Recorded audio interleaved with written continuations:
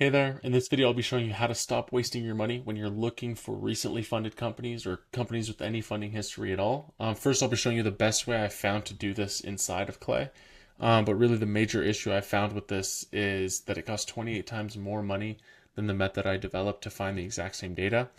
So stay tuned until the end. I will show you the entire tutorial on how to build this bot for yourself. And I'm more than happy to provide any templates that you might need. Just reach out via LinkedIn or via email. So without further ado, let's get into the tutorial. So first, I just want to show the traditional method of doing this, or at least the best way I've found to do this on Clay. So you'd get your company data. All you really need is the company domain, but then you would add a new column with this deal room integration. You'd connect the company domain, and from here you would get all this data. So you do get a lot of good data, right? Like you get the last time they got funded, what was the name of the round, how much was it in total, and then how much was that specific round, and their currencies, euros, and then their latest in USD. So it's a little bit jumbled. Another piece that I thought was missing from this was if I wanted to verify these facts or like look at some type of source, there's no way to do that. You're sort of just taking deal room's word for it. So I wanted a bit more details into that. And also another big piece was that this costs 4 credits every time it runs. So this depends on your plan and I guess how many credits you have. But I spend about 350 a month to get 10,000 credits. So that comes out to 3.5 pennies to run this, or to run 1 credit.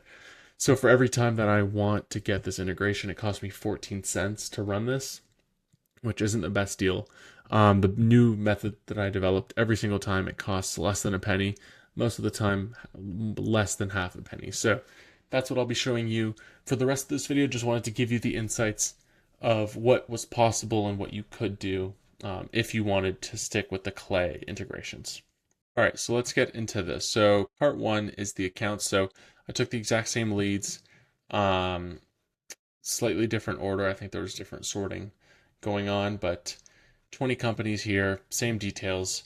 And what we're able to get is the same total amount funded, the latest amount funded, what was the name of the round, what was the latest funding date. And the most relevant thing for me that I really like is the this summary right here. So it's like they raised 3.8 million over 1 round, happened on May 30th, categorized as Series A or seed, showing some discrepancies in labeling. So it gives you good insights. Coda Capital was noted as the primary investor, and that's about it for that. So before I show you the prompt, let me show you, I guess, what would look like if a human was to do this, because like what I was looking for is to get this AI bot to go through multiple steps of like it searched Google for app zero funding history, found a couple websites, TrackXN and Crunchbase had this data, visited TrackXN, visited Crunchbase. So then it pulled all this data and sort of recapped it for me, and it costs me 0.0026 dollars to do this. So what is that, a quarter of a penny to do this? Yeah, so look, as we saw, Series A, May 30th, 3.87 million. Code of Capital was the main investor. So we get that data there.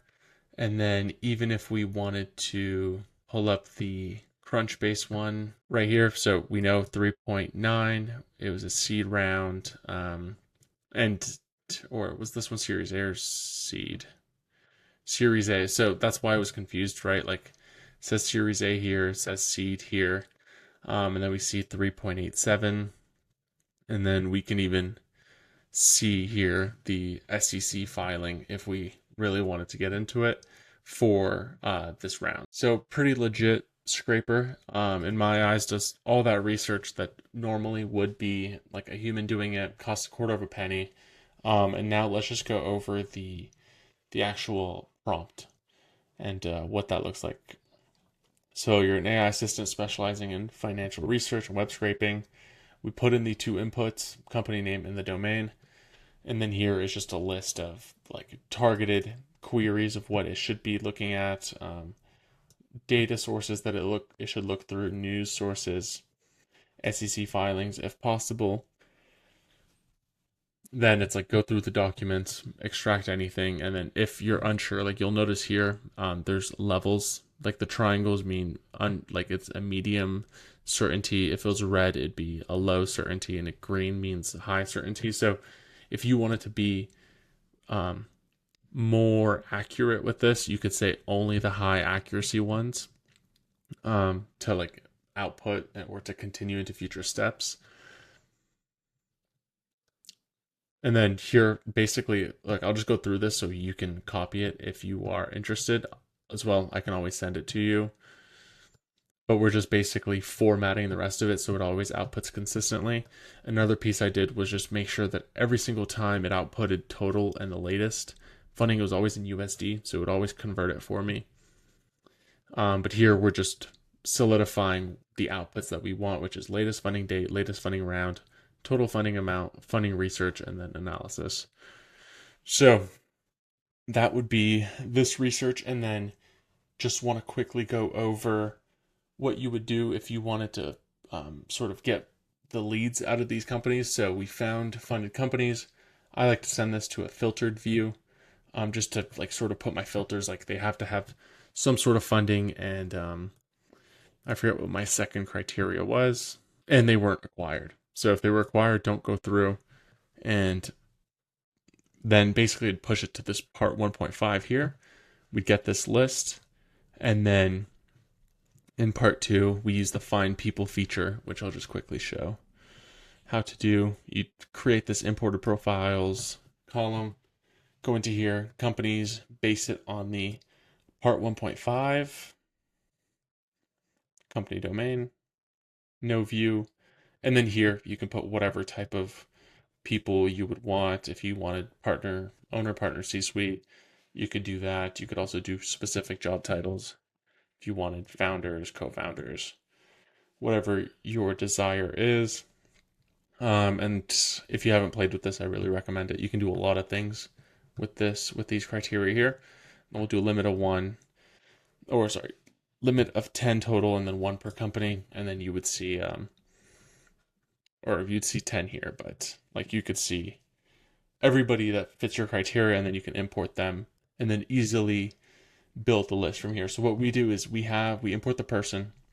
We then pull up the data from part 1.5 to get the company data to show up for us. And then we go here, build a waterfall to find all of the potential emails. So we check multiple data sources to then merge into the final column for us. So you know what, I'll just delete this column and then you'll see what happens next.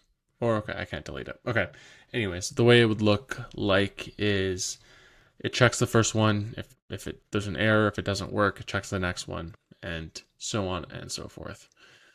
And then we use BounceBand to verify our emails. It's been very good to us. And what we're able to do is check if it's a deliverable email, and then also if they'd be Google or Microsoft. As I'm filming this video, January 13th of 2025, Microsoft is very difficult to land in Microsoft inboxes, so we do prioritize Google inboxes. So this is really, really useful information for us to know at the moment.